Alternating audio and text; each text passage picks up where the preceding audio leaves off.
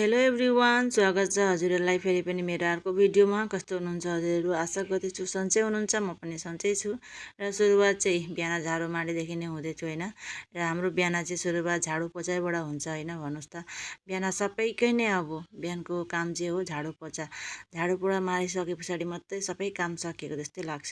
र मेरो पनि झाडु पोछा भयो, पूजा पनि भयो। र यता म ब्रेकफास्ट खाँदैछु। ब्रेकफास्ट चाहिँ हल्का फुल्का गर्दैछु। केही दिन एकदम वेट बढेर भनौँ न यति साह्रो मोटो हुँदैछु नि त, त्यही भएर अलिकति मुखमा कन्ट्रोल राखेको। थाहा छैन कति दिन राख्नु सक्छु, त्यही पनि अब कोसिस चाहिँ गर्दैछु है। र बारीबाट चाहिँ यहाँ काँक्रा देखेर टिपेर खाउँ खाउँ लागेर मैले चाहिँ लिएर आएँ।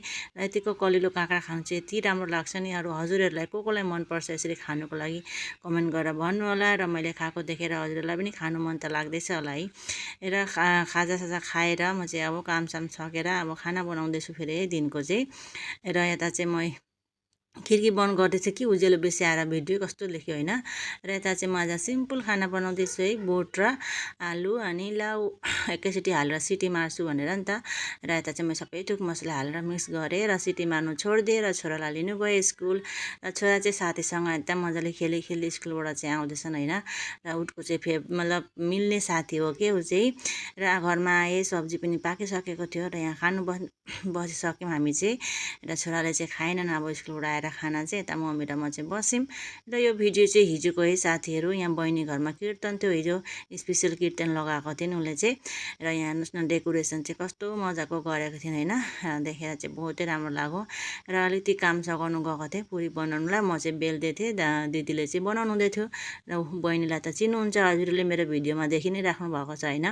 ऊ चाहिँ नानीलाई हलुवा खेलाउँदै छिन्। अनि यहाँ चाहिँ दिदी हो, अब पुरी बनाउनु हुँदैछ।